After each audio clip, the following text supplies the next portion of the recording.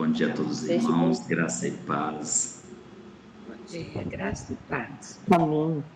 Graça e paz. Então nós vamos aqui no doce nome Graça de e paz. Jesus, nós vamos iniciar a nossa pregação desta manhã. Eu gostaria que os irmãos fizessem uso da palavra do Senhor, mas eu quero agradecer primeiramente a Deus, por esta oportunidade que nós estamos tendo, de nas madrugadas nós levantarmos para meditar em temas tão importantes para a nossa vida. São temas que vêm despertar o povo de Deus, são temas que vêm trazer para nós alento, vêm trazer para nós também esperança e, acima de tudo, mover o nosso coração através do Espírito Santo para que nós entendamos que cada capítulo desse livro, o desejado de todas as nações, que é o nosso Salvador, ela vem para nos ensinar lições. Então, se nós lermos, por exemplo, capítulos ali que fala da história de um personagem, que fala a história de vários personagens, então nós precisamos aplicar isso para a nossa vida também, entender o sentido desta palavra. Por que está escrito este capítulo? Por exemplo, o capítulo 59, ele está baseado aqui em João, no capítulo 11, do versículo 46 até o versículo 54, mas a gente finaliza no versículo 57, este aqui. Então, João, capítulo 11, o versículo 54, o versículo 46, perdão, até o versículo 57, nós lemos aqui que os sacerdotes vão tramar. Por que eles iriam tramar? Eles estavam em busca de quê e por quê? Então nós vamos entender isso aqui hoje. Os irmãos, orem em vossos corações, busque a presença do Espírito Santo para que nós possamos discorrer isso aqui de uma forma bem compreensível, tá bom? Nós entendemos que Cristo, ao vir a este mundo, ele veio com um grande objetivo: nos salvar, redimir a raça humana, nos redimir cada um de nós pecadores. Então nós precisamos louvar a Deus e agradecê-lo por este fato, porque se não fora Jesus, nós estaríamos perdidos.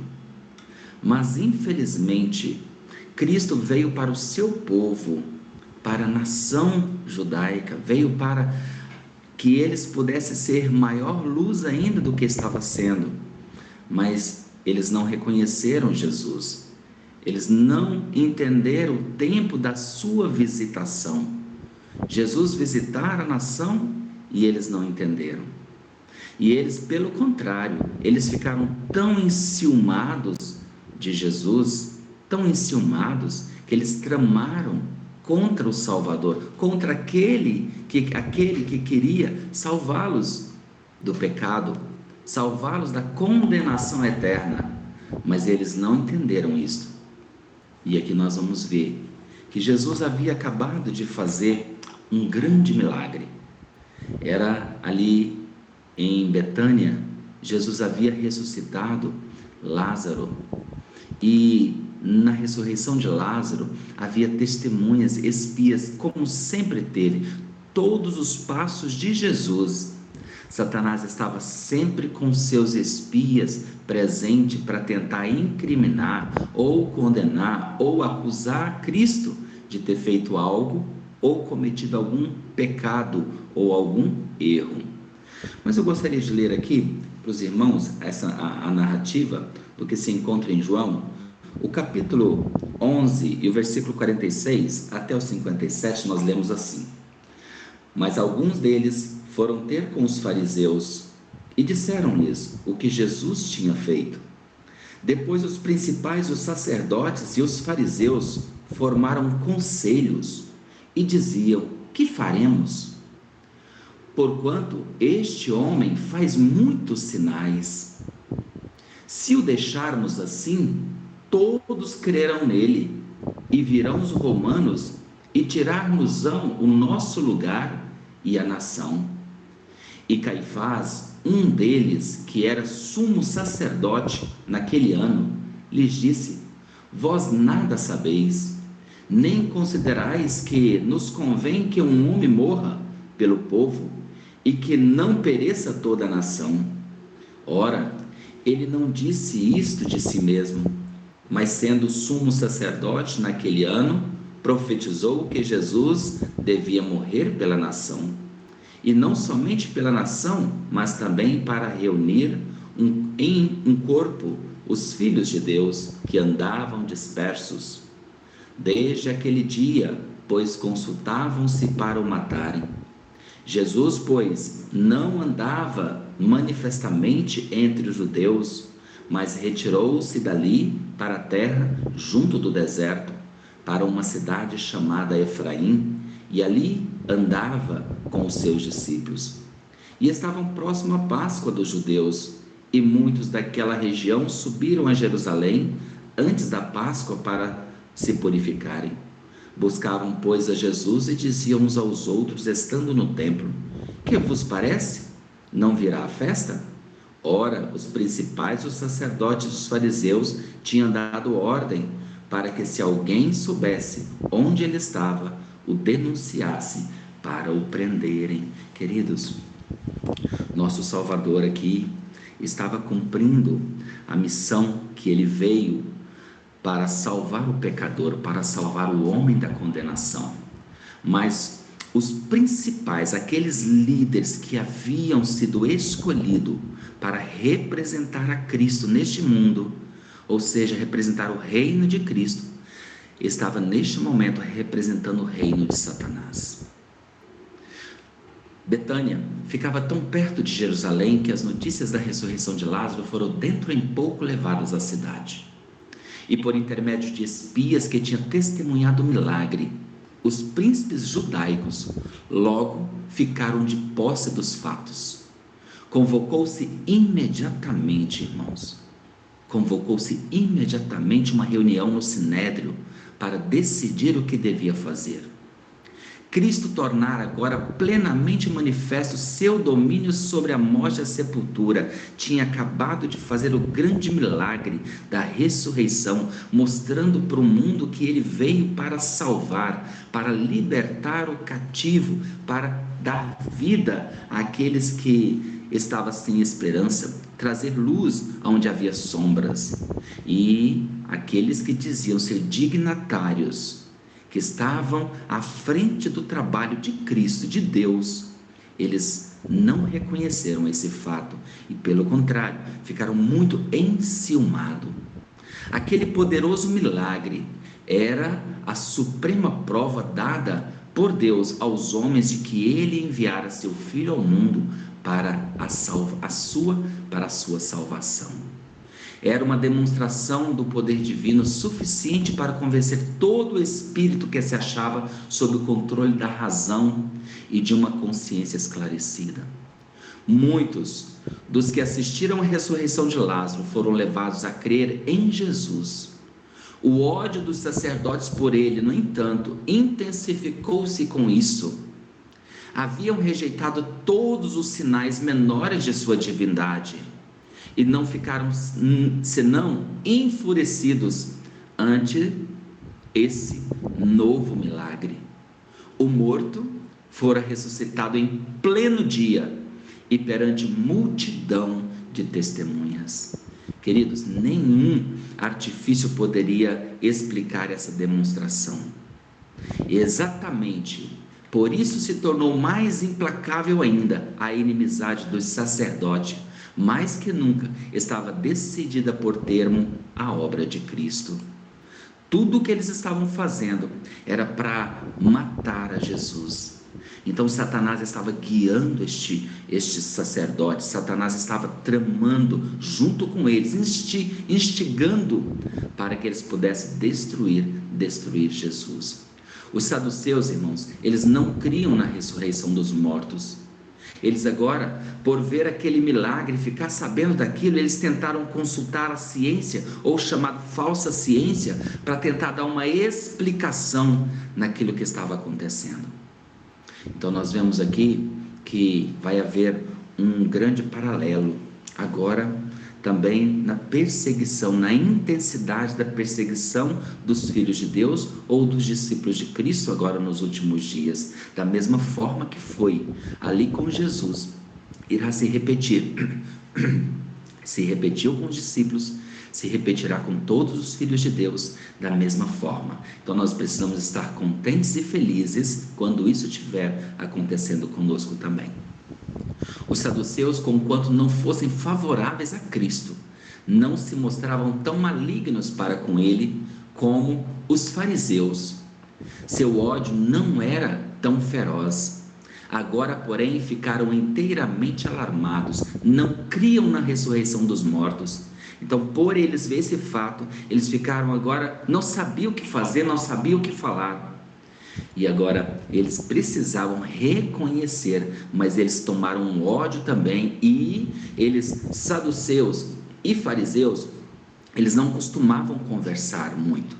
Eles sempre que conversavam estavam sempre em rixa, eles estavam sempre brigando, sempre um querendo ter razão do que o outro.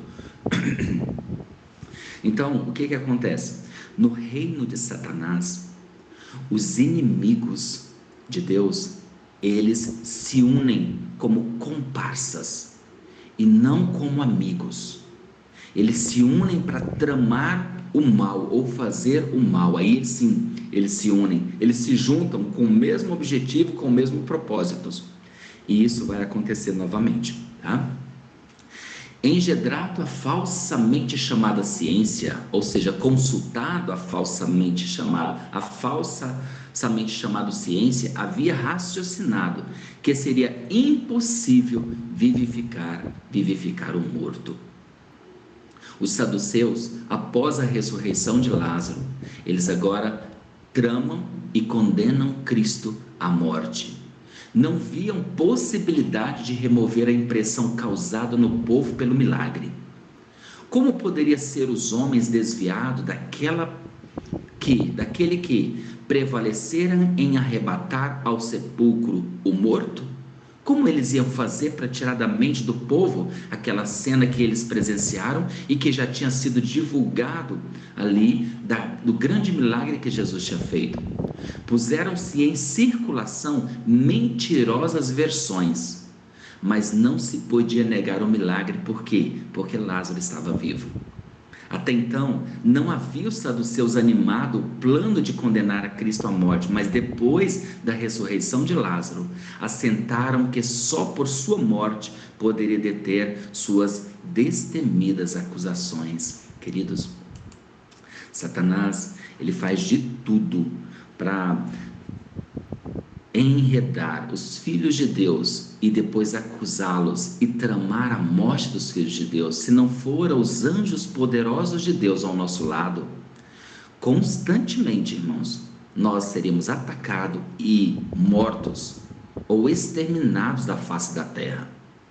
Os fariseus, eles viram que estava entre eles o Messias, eles reconheceram isto, mas eles não quiseram admitir. Eles sabiam disso. Que os fariseus acreditavam na ressurreição, os fariseus, não os saduceus. Os fariseus acreditavam na ressurreição e não podia deixar de ver que esse milagre era uma prova de que se achava entre eles o Messias, mas tinha sempre oposto à obra de Jesus. Desde o princípio o aborreceram por lhes expor as pretensões hipócritas. Removeram a capa de rigorosos ritos sobre o que se ocultava a sua deformidade moral. A religião pura, por ele ensinada por Cristo, condenaram-lhes a vazia profissão de piedade. Tinha sede de vingar-se dele por suas incisivas repreensões. Havia tentado provocá-lo a dizer ou fazer qualquer coisa que lhe proporcionasse ocasião de o condenar. Várias vezes quiseram apedrejá-lo, mas ele se retirara calmamente e haviam-no perdido de vista.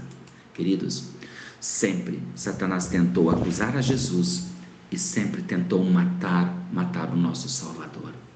Mas ainda não era chegado o seu momento. E sempre que Jesus esteve aqui na terra, ele sabia o que estava fazendo. As falsas acusações contra Cristo eles sempre queriam acusar a Jesus, e um dos levantamentos que eles fizeram era acusar Cristo de que eles estavam fazendo milagres e curando no sábado. Então eles buscavam incitar contra eles ali, os herodianos, apresentava Jesus como querendo estabelecer um reino rival e consultava com eles como havia de matar, e para incitar os romanos contra Jesus. Eles queriam fazer parecer que Jesus estava contra todas as vontades ali, e que Jesus era um daqueles que estava levantando insurreições. Então eles faziam de tudo para tentar acusar Jesus. Tentaram todos os pretextos para cessar os trabalhos de Cristo, os trabalhos de Jesus. Os fariseus e saduceus, eles se uniram agora como comparsas em um propósito. Os fariseus e saduceus uniram mais do que nunca. Separados até ali, unificaram-se em sua oposição a Cristo. Em concílios anteriores, nós vemos que Nicodemos estava ali, mas Nicodemos e José de Arimateia, que eles estavam tentando impedir eles de levar Jesus à morte. Mas dessa vez, Nicodemos e José de Arimateia não estavam no concílio. Então eles escondidos fizeram concílios e tramaram a morte de Jesus. Nós vemos aqui que o Sinédrio, ele não era uma assembleia neste tempo, e havia dúvidas em relação à morte de Cristo, porque uns estavam condenando a Cristo, e outros, quando falaram sobre a morte de Jesus, tentaram ficar um pouco mais aquém, mas instigado pelos saduceus, eles uniram-se no ódio contra Jesus, e todavia inclinavam-se à prudência nos passos a dar, temendo que os romanos os privassem da sua elevada posição. Irmãos, era uma inveja de Cristo que levava o coração deles a mover-se contra Cristo. E muitos, porque lembrando que nós falamos aqui que eles eram quem? A nação, o povo escolhido, a nação que era escolhida por Cristo, por Deus, e eles eram os representantes do povo, ou seja, era para ser representante de Cristo, e naquele momento estava fazendo o papel contrário. Quando eles estavam reunidos no Sinédrio, irmãos, ali, diz que os anjos de Deus, um vigia invisível estava nesse conselho, ou seja, eles estavam reunidos para planejar a morte de Cristo, e achava-se presente testemunha que ouviram as jactanciosas palavras de Nabucodonosor, e que testemunharam o idólatra festim de Belsazar, e que presenciaram em Nazaré a declaração de Cristo de ser o ungido. Essa testemunha impressionava então os príncipes quanto à obra que estava realizando. Acontecimentos da vida de Cristo, irmãos, ergueram-se diante deles com uma nitidez que os alarmou. Lembraram-se da cena do templo, quando Jesus, então criança de 12 anos, se achava perante os instruídos doutores da lei, fazendo-lhes pergunta, à vista das quais ficaram admirados. Então eles estavam ali sendo impressionados pelo Espírito Santo. O Espírito Santo estava tentando convencê-los da malignidade da obra que eles estavam tentando fazer, ou seja, destruir a Cristo. E sob a impressão do Espírito Santo, os sacerdotes e príncipes não puderam banir a convicção de estar combatendo contra Deus. Queridos, Deus nunca deixa um pecador sem receber o convite ou receber a impressão do Espírito Santo. Todas as pessoas que descem à sepultura, todos tiveram a oportunidade e a impressão exata do convencimento do Espírito Santo. O Espírito Santo tenta convencer o pecador de todas as formas. Então, todas as pessoas que já morreram, irmãos, e todos que estão vivos, todos receberão a impressão do Espírito Santo em relação ao reino de Deus. Todos. questionavelmente, de todas as religiões, no mundo todo, o Espírito Santo trabalha com todos, porque Jesus morreu por todos, mas nem todos vão aceitar. Aqui diz que a malignidade em pessoa, Caifás, sugere que Cristo morra por todos. Vós nada sabeis, nem considerais que nos convém que um homem morra pelo povo e que não pereça toda a nação.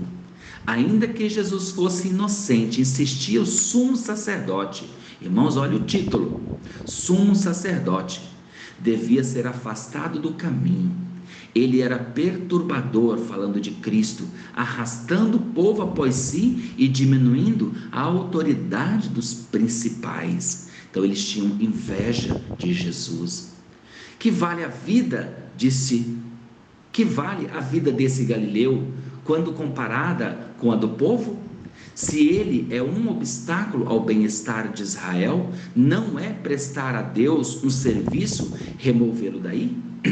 É melhor que um homem pereça do que ser destruída toda a nação. Perdão. Então aqui, o sumo sacerdote, ele estava profetizando que Cristo morreria não só pela nação. João, ele acrescenta ainda mais. Diz que esta cena toma profecia, apresentando seu vasto, profundo significado. Diz: e não somente pela nação, mas também para reunir em um corpo os filhos de Deus que andavam dispersos. João 11:52. Queridos, nós vemos aqui que os sacerdotes, eles procuravam fazer de tudo para tirar Cristo da cena, do cenário. Mas aqui nós vemos que Cristo entendeu isto. E ao Cristo entender isto, ele agora retira-se com os seus discípulos para outra cidade, deixando-nos o exemplo de que, se nós estamos numa cidade e estamos pregando ali, não somos bem recebidos, se nós devemos sair, bater o sapato, tirar a poeira dos pés e ali dirigir para outra cidade, onde encontraremos pessoas que irão receber o Evangelho. Desta forma Jesus fez aqui, porque o Senado estava propondo matar a Jesus, e eles fizeram um decreto proibindo os judeus de entrarem no templo, irmãos. Ou seja, eles não podiam, todos aqueles que seguissem a Jesus não poderiam entrar dentro da sinagoga. Ou seja, esse decreto foi feito para que eles fizessem de tudo para tramar contra Cristo e tirasse a vida do nosso Salvador. Então aqui estava, apresentavam uma justiça incomparavelmente superior a que devia possuir todos quanto quisessem ser filhos de Deus. Eu gostaria de, já finalizando, de ler essa parte aqui para os irmãos entenderem. Diz assim: a vida de Jesus foi uma vida de perseguição e insultos. Expulso de Belém por um rei invejoso, rejeitado por seu próprio povo em Nazaré, condenado sem causa à morte em Jerusalém, Jesus, com seus poucos seguidores fiéis, encontrou temporário asilo numa cidade estranha.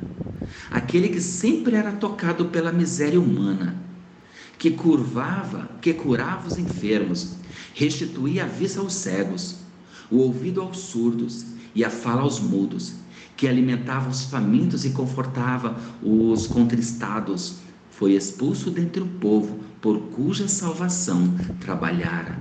Aquele que caminhara sobre ondas revoltas e com uma palavra impusera silêncio ao seu furioso bramido, que expulsaram demônios e que ao saírem o reconheciam como filho de Deus, que interromperam o sono dos mortos, que prendia milhares por suas palavras de sabedoria.